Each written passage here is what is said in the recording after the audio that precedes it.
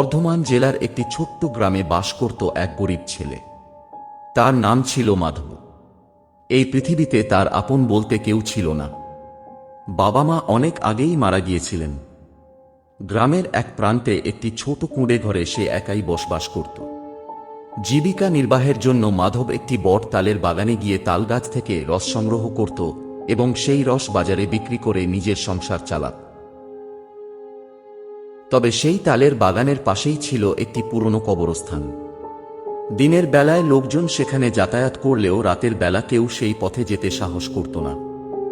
গ্রামের প্রবীণরা বলতেন ওই কবরস্থানে নাকি অশুভ আত্মাদের বাস। কিন্তু মাধব এসব কথায় বিশ্বাস করত না। একদিন সকালে বাগানে গিয়ে সে লক্ষ্য করল কয়েকটি হাঁড়িতে এক ফোঁটাও রস নেই। সে ভেবেছিল হয়তো কোনো চোর রস চুরি করে নিয়ে গেছে। কিন্তু পরের দিনও একই ঘটনা ঘটল। তার পরের দিনও এভাবে টানা 3 দিন ধরে রস উধাও হতে লাগল। মাধব খুব চিন্তিত হয়ে পড়ল। অবশেষে সে সিদ্ধান্ত নিল আজ রাতেই সে চোরকে হাতে নাতে ধরবে। সেদিন গভীর রাতে একটি লণ্ঠন হাতে নিয়ে সে একাই তালের বাগানের দিকে রওনা দিল। চারদিকে তখন গভীর অন্ধকার। আকাশে চাঁদের আলো নেই, শুধু ঝিঁঝি পোকার ডাক আর ঠান্ডা বাতাসের শব্দ।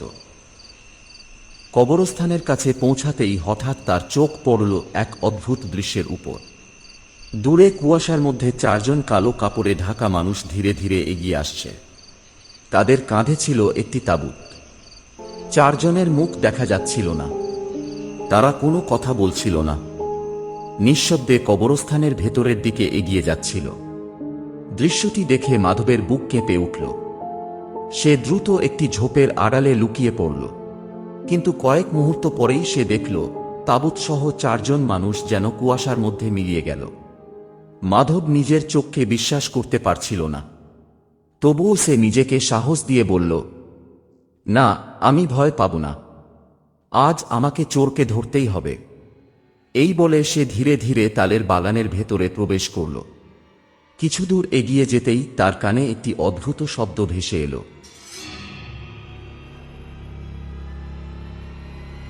মনে হচ্ছিল কেউ যেন খুব তৃপ্তি করে কিছু পান করছে। মাধব সতর্ক পায়ে শব্দের উৎসের দিকে এগিয়ে গেল। তারপর যা দেখল তা দেখে তার শরীরের রক্ত যেন হিম হয়ে গেল। একটি উঁচু তালগাছের মাথায় সাদা চুলওয়ালা ভয়ঙ্কর এক ডাইনি উল্টো হয়ে ঝুলে আছে।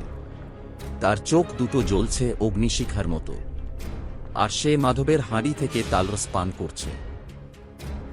ধীরে ধীরে সে নিজের মাথা ঘুরিয়ে মাধবের দিকে তাকাল। তারপর বিকট স্বরে হেসে উঠল।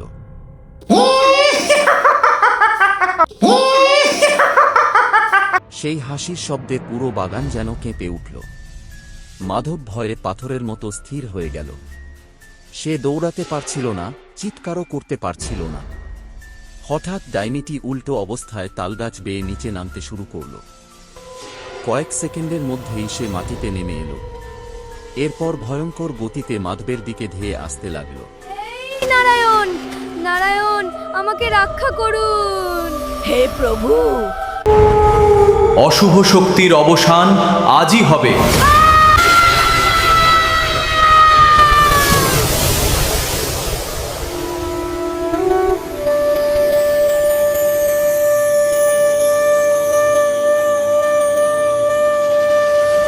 সবকিছু আবার শান্ত হয়ে গেল।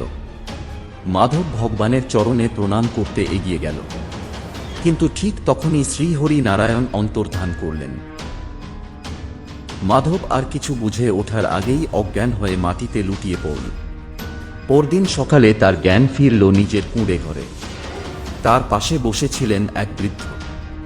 বৃদ্ধ বললেন, বাবা, আজ ভোরে তোমাকে কবরস্থানের পাশে অচেতন অবস্থায় পড়ে থাকতে দেখেছিলাম, তাই তোমাকে বাড়িতে নিয়ে এসেছি।